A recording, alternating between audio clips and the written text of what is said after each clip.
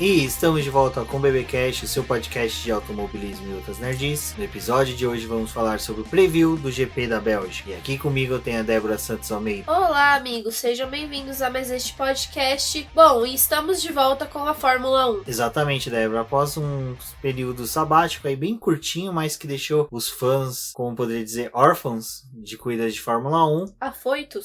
Afoitos, desesperados, mas retornamos agora ao GP da Bélgica, com algumas perguntas ainda sem ter respostas, como quem vai ficar na Haas, se vai permanecer os dois pilotos ou não, porque ainda existe uma certa incerteza, o futuro do Hülkenberg, Ocon, enfim. E até mesmo dos pilotos da Red Bull, né? Exatamente, já que tivemos aí uma mudança no período das férias, com a saída do menino Pierre Gasly da Red Bull e a vinda do Albon, mas... Antes de adentrarmos, ao preview do GP da Bélgica, vamos agradecer aos nossos apoiadores, aqueles que contribuem mensalmente ao Boletim do Paddock por meio da nossa campanha coletiva e contínua do Apoia-se, uma forma aí de auxiliar o Boletim do Paddock no seu financiamento e também na sua manutenção. E são eles: Ricardo Bannerman, Maia Barbosa, Eliezer Teixeira, Luiz Félix, Arthur Felipe, Thiago Bullet, Rafael Celone, Will Mesquita, Anthony Santos, Rogério Froner, Helena Lisboa, Cássio Machado, Carlos Del Valle, Bruno Vale, Eric Nemes, Bruno Shinozaki, Alberto Xavier, Will Bueno e Ricardo Silva. Fica aqui o meu agradecimento a todos os nossos apoiadores. Vocês são extremamente importantes para a continuação deste programa, bem como todas as postagens no Boletim do Paddock. E para vocês que estão escutando este podcast, não deixem de conferir a nossa campanha de financiamento contínuo e coletivo na plataforma Apoia-se. Lá vocês podem auxiliar no crescimento do Boletim do Paddock.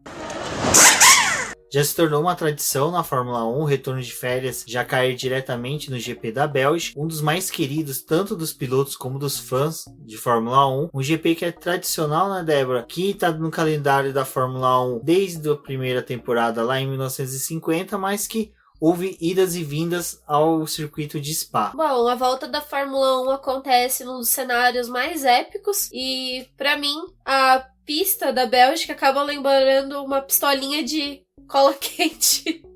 Mas vamos falar um pouquinho da história do GP da Bélgica. Na verdade, circuitos europeus, as competições de corrida começaram muito antes da própria época em que a Fórmula 1 teve o início, que foi lá em 1950. Há relatos que desde 1925 já tivemos outras provas disputadas na Bélgica. O circuito de Spa também é antigo, bem antigo dessa mesma época, e ele acabou entrando para o calendário da Fórmula 1 lá em 1950. O traçado que a gente conhece hoje, ele já sofreu 2 alterações até chegar no que nós tivemos e é o permanente hoje em dia, só que o GP da Bélgica nem sempre foi disputado em Spa. Ele acabou dividindo o espaço também com a pista de Zolder e Nivelles.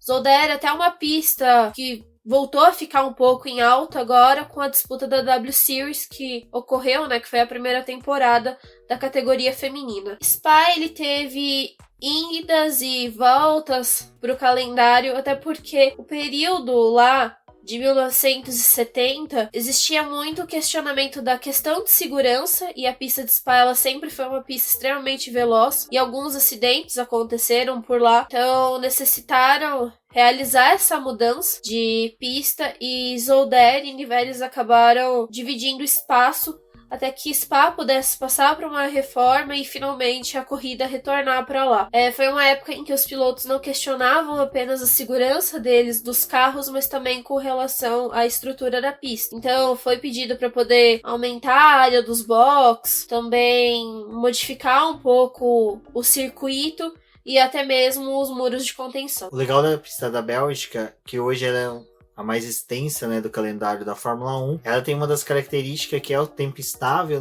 muitas vezes a pista tá com previsão de sol, acaba chovendo, ou tá com previsão de chuva, acaba fazendo sol, ou às vezes acontece os dois ao mesmo tempo, onde você tem metade da pista com chuva, metade da pista com sol, o que acaba modificando, Débora, as estratégias para a corrida. Exatamente, Rubens, por ela ser muito extensa, às vezes acaba dificultando na escolha das equipes, até porque um trecho tá ali com chuva e o outro não. Final de semana também na Bélgica costuma ser bem estável, então às vezes a gente acaba tendo uma classificação com chuva e uma prova já em clima seco. Então acaba dando aquela bagunçada espaçada no grid, até porque se a classificação acontece com chuva, os pilotos podem escolher os compostos para o final de semana, no caso para o domingo. Uma dica que eu dou pro amigo cabeça de gasolina, ouvinte do BB Cash, é, se possível, assista sempre, né, o GP da Bélgica, mas assista também as provas da WEC no circuito belga, porque é bem interessante você fazer comparativos das duas categorias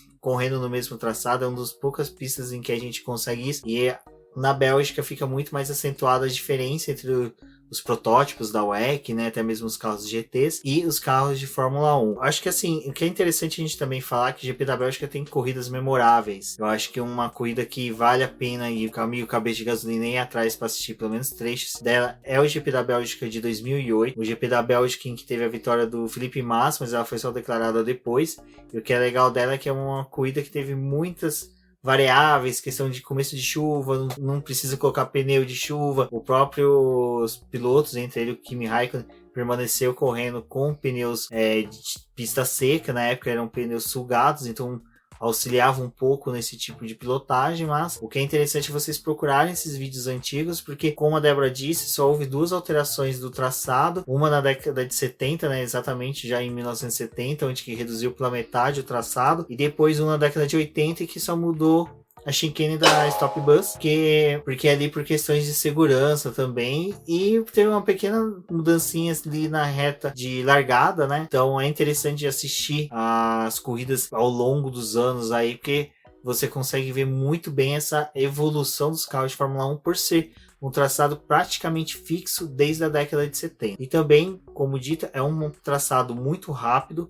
Você fica mais da metade da corrida com o pé embaixo, apesar das curvas, é uma pista de curvas de alta. São poucos locais que você tem uma redução muito brusca, como é, no caso, o final da reta de largada, né, da ponto de largada, como também antes da reta na Stop Bus. Então você pode ter aí um pouco aí de, como poderia dizer, acentuação de alguns carros maior do que a dos demais, em decorrência de aerodinâmica, evolução de motor, que é bem interessante aqui no GP da Bélgica. É quando a gente vê também muitas atualizações chegando pós-férias. Ela também é uma pista conhecida pelas suas elevações e ela acaba exigindo bastante dos compostos. Apesar de ser apenas 44 voltas, como o Rubens já falou, ele é um circuito extremamente extenso, então a preocupação com os compostos é bem alta e a Pirelli acaba tomando um certo cuidado para poder escolher os pneus para essa prova. Nesse final de semana vão ser utilizados o C1,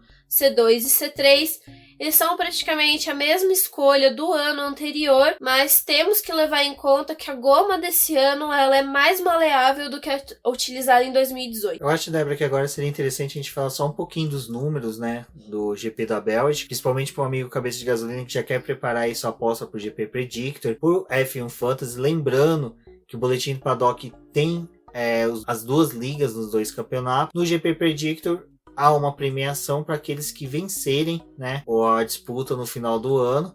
Então tem toda a relação da premiação no post do episódio. Recomendo a leitura aí. Quem quiser pode participar, ainda está em tempo aí para disputa, uma vez que se utiliza a pontuação de todo o campeonato, então não se preocupe. Para quem já tiver desde o começo do GP Predictor, que for inserir na liga do Boletim do Paddock, não vai ter nenhum prejuízo, pois, como dito, é utilizada a pontuação desde o começo do ano. Bom, Débora, acho que é interessante a gente começar pelo número de vitórias, né? Falando dos pilotos que mais vitórias tiveram no GP da Bélgica. O piloto que tem mais vitória nesse circuito é o Michael Schumacher. Ele possui 6 vitórias, seguido pelo Ayrton Senna com 5, e na terceira posição, Jim Clark e Kimi Raikkonen. O que é legal dos pilotos com maior número de vitórias, vamos colocar assim que os 10 primeiros são praticamente lendas do automobilismo, principalmente da Fórmula 1, e que nós temos aqui de forma meio que casada, né? Um piloto da era romântica da Fórmula 1 e já da era moderna, porque nós temos assim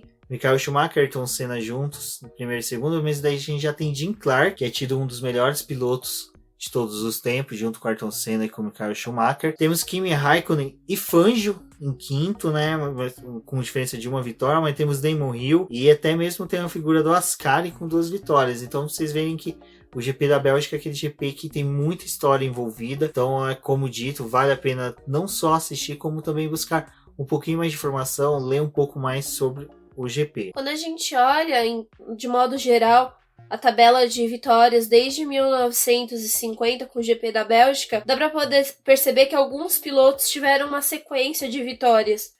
Por exemplo, Ayrton Senna venceu em 1988 a 1991. Michael Schumacher fez algo parecido, mas foi de 1995 a 1997, repetindo mais 2 vitórias em 2001 e 2002, tirando a que ele teve isolada, que foi a primeira em 1992.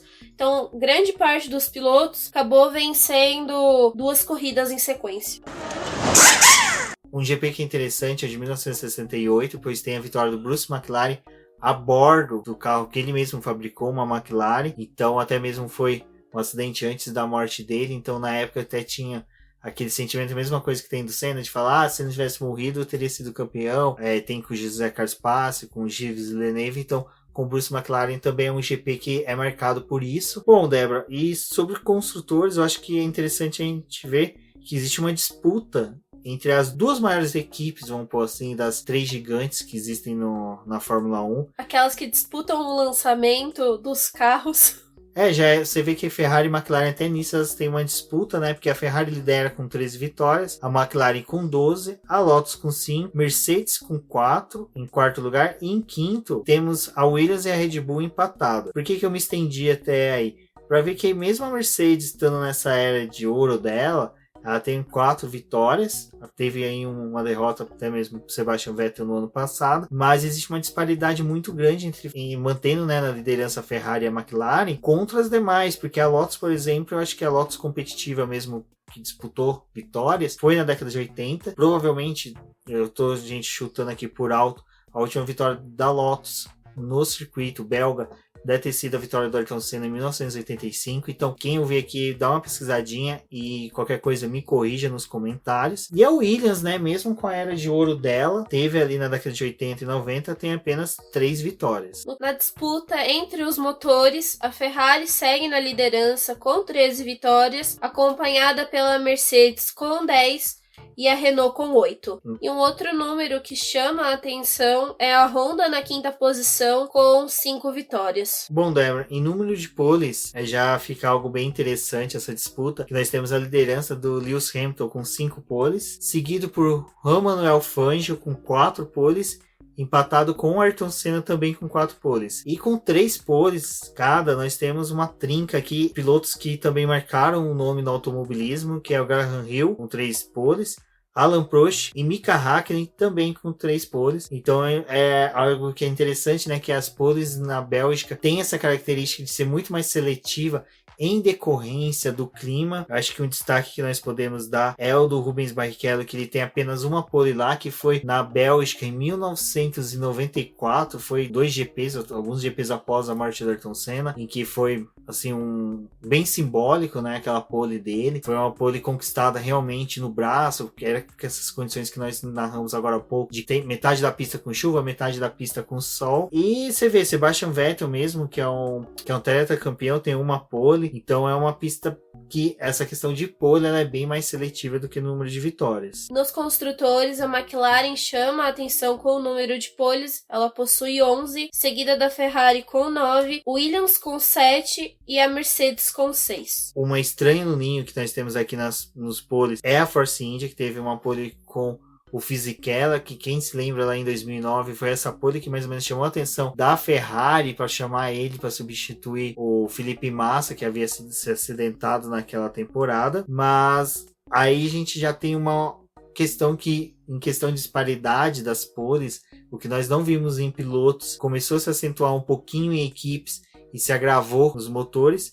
É a Mercedes com 13 poles. Um pouco aí a gente tem pelas características da participação da McLaren ter utilizado motores da Mercedes na década de 90 e início dos anos 2000. Depois nós temos a Ferrari com 9 poles e a Renault com 8 poles. Agora nós vamos falar um pouquinho das voltas rápidas, até porque nessa temporada elas acabam contando um ponto para os pilotos que conseguirem realizar ela e estiverem dentro dos 10 pilotos que acabam pontuando. Mas o que chama a atenção aqui é que, por exemplo, o Alan Prost, ele é o piloto com mais voltas rápidas no circuito. Se seguido por Michael Schumacher com 4, Juan Manuel Fangio com 3, assim como Jim Clark e Sebastian Vettel. Então, desses pilotos, né, apenas o Sebastian Vettel ainda está na Fórmula 1, então ele pode ser uma boa aposta para vocês que estão aí com o GP Predictor apostos. E desses que tem o maior número de poles, a gente tem o Fangio e o Jim Clark, que são pilotos que marcaram pole no traçado antigo, que tinham mais de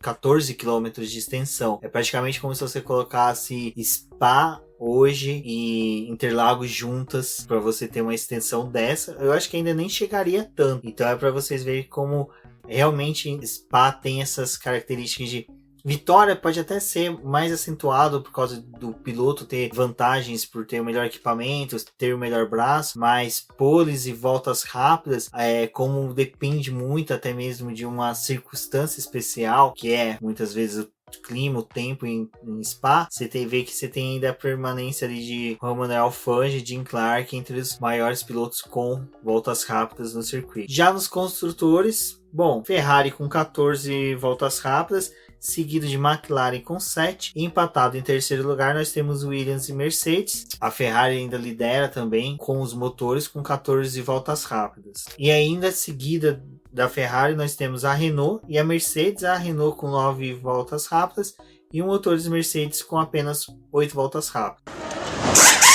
Bom, como a Débora disse, né, são 44 voltas no circuito belga. O número pequeno de voltas se dá pela extensão da pista. Então a gente tem esse número reduzido de voltas comparado com, por exemplo, que é Interlagos, que beira 70 voltas. O maior piloto com o maior número de vitórias é Michael Schumacher com 6 vitórias. A extensão exata do circuito belga é de 7,004 km. Então aí pra vocês terem ideia de como o circuito é extenso. A volta mais rápida foi do Valtteri Bottas no ano passado, com 1 minuto, 46 segundos e 286 centésimos. Agora é aquele momento que a gente relembra um pouquinho da prova do ano passado para vocês. O Lewis Hamilton acabou conseguindo a pole no sábado, acompanhado pelo Sebastian Vettel. Foi uma classificação realizada com chuva. Nós tivemos o nome de Esteban Ocon e Sérgio Pérez com a terceira e a quarta posição para essa largada no domingo. O que é interessante dessa questão da posição do Ocon e do Sérgio Pérez, vale lembrar que durante as férias do ano passado ficou a discussão se a Force India iria retornar ou não para a Fórmula 1, e no GP da Bélgica foi quando estreou, né, a Racing Point. Ainda havia discussão se o Lance Stroll já iria estrear na equipe do pai, mas isso só ocorreu no ano seguinte, no caso agora em 2019, mas foi uma corrida aí que já teve essa perspectiva da possibilidade desses dois se encontrar novamente, que já havia acontecido na corrida anterior de 2018, o encontro aí entre os dois pilotos da Force India, no caso, na época, já Racing Point. Bom, como o Vettel tinha perdido a pole no sábado, ele largou muito bem, conseguiu obter a primeira posição, deixando Lewis Hamilton em segundo, mas a largada foi até mesmo curiosa por conta do Ocon, que tentou ali avançar e buscar a primeira posição. Como ele foi muito ousado com esse lance, ele acabou perdendo até mesmo a posição dele para o Sérgio Pérez. A primeira volta na pista foi marcada por um grande acidente, que foi o do Hülkenberg. Ele acabou fazendo ali, né, uma freada ousada, perdendo o ponto de freada. Ele bateu no carro do Alonso, acertando ele em cheio. O carro do Alonso foi arremessado para cima do carro do Charles Leclerc. A roda passou bem por cima do ralo, e o que também poderia ter acontecido de passar por cima da cabeça do piloto se esse equipamento de segurança não tivesse sido instalado naqueles carros. Então foi uma primeira volta bem conturbada ali. Logo depois o safety car acabou entrando, foi instalado o regime de bandeira amarela por toda a pista para poder realizar essa limpeza, e outros carros foram afetados, como o Bottas, o Daniel Ricciardo e até mesmo o Raikkonen, que acabaram se estranhando ali por conta dessa largada. Foi bem triste, porque de um grid de 20 pilotos que a gente tem, bastantes abandonos aconteceram nessa prova. Esse acidente, como a Débora disse, foi o primeiro teste de ferro do ralo. Mostrou que é um equipamento de segurança válido. Acho que ele finalizou uma discussão que existia, se era efetivo, se era garantido como um item de segurança. A relargada, né, Débora, ela já ocorreu poucas voltas depois, até mesmo a limpeza foi rápida. Eu acho que até mesmo já é uma característica da Bélgica que os fiscais lá acho que já são acostumados em decorrência do grande volume de acidentes, que é uma das características da pista, principalmente. Principalmente a primeira curva, né? Porque eles vêm em aceleração plena e ali é onde tem a desaceleração. Se você perde o ponto de freada, é inevitável uma batida. Exato, e nessa aceleração plena a gente viu ali uma disputa na relargada entre Lewis Hamilton e Sebastian Vettel. Lewis Hamilton não conseguiu obter êxito numa ultrapassagem contra o Sebastian Vettel. A corrida, né, Débora, acho que seguiu um pouco mais tranquila. A gente teve ali algumas disputas de posições, até uma característica que a gente, até algo que a gente aguardava bastante, era uma possível evolução do Daniel Ricciardo no GP, em decorrência do acidente que teve na primeira volta. Ele acabou caindo bastante no grid, voltou quase uma volta atrás dos líderes, então ele tentou buscar uma recuperação, mas não conseguiu. Foi uma vitória obtida pelo Sebastian Vettel, que deu um pouco de fôlego para ele na disputa pelo campeonato. Até aquele momento ainda dava aquela sensação de vai dar para ganhar, né, na disputa do campeonato, mas infelizmente depois aí do decorrer da temporada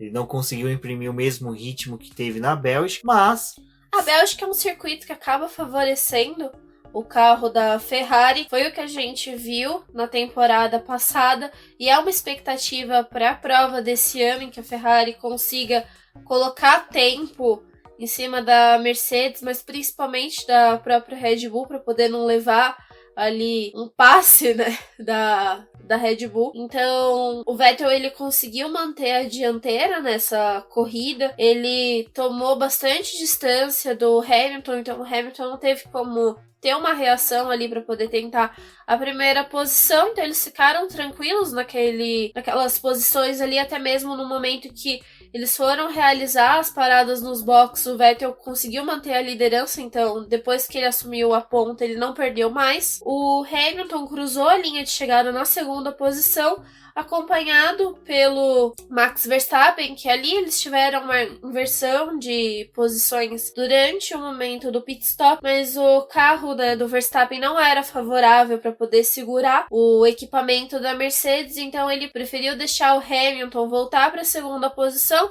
não desgastar o carro e garantir esse terceiro lugar. Também vale lembrar que o Bottas acabou largando lá do final do grid e ele realizou uma corrida diferente dos outros pilotos, onde ele veio escalando as posições até ele terminar a prova no quarto lugar à frente dos dois carros da Racing Point.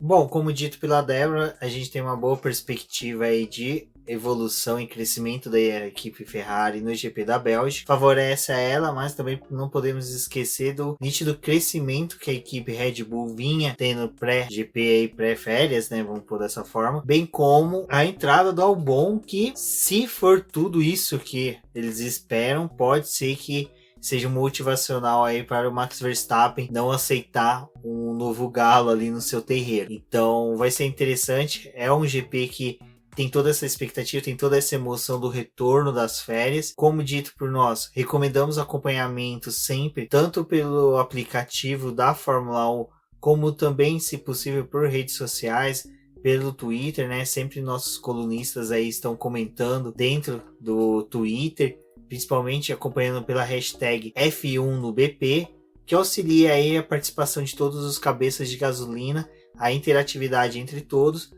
o que aumenta ainda mais a nossa comunidade na internet. Bom, esse foi o preview do GP da Bélgica. Agradecemos a todos que ouviram até aqui. Os recadinhos da paróquia são os de sempre. Recomendamos aí que acessem a nossa campanha de financiamento coletivo e contínuo do Apoie-se. Compartilhem, convidem amigos para ouvir o BBcast, ouçam os BBcasts anteriores, também é interessante aí, porque a gente sempre traz posicionamentos, notícias, coisas a mais que podem auxiliar vocês aí na compreensão da Fórmula 1 e da Stock Car, como foi na Corrida do Milhão agora. Dúvidas, sugestões, críticas ao BBcast, Boletim do Paddock, recomendamos que entrem em contato com a gente pelo post do episódio ou pelas demais redes sociais, por mim, pela Débora e pelos nossos demais colunistas. Como sempre, teremos os posts com o review dos treinos livres, treino classificatório e da corrida. E na segunda-feira retornamos com o review do GP da Bélgica. Eu sou o Rubem GP Neto. Agradeço a todos, um forte abraço e até a próxima. Eu agradeço por vocês terem escutado o programa até aqui. Acompanhe o Boletim do Paddock, como o Rubens falou. Nosso Instagram também está bem movimentado. Lá nós temos a agenda com todos os horários do GP de Fórmula 1 fornecidos pela garota da Fórmula 1, que é a Rafaela. Ela deve retornar aqui para esse programa realizando alguns comentários sobre a corrida junto com a gente, naqueles pequenos bloquinhos dela aqui no BPcast. Nós retornamos na segunda-feira com o review da corrida, mas enquanto isso não deixe de conferir todos os nossos posts referentes a esse GP no site. Eu sou a Débora Almeida, no Twitter como TheFlowers e no Instagram como The Almeida Foto. Só vocês seguirem os meus perfis, conversarem com a gente e boa corrida para todos.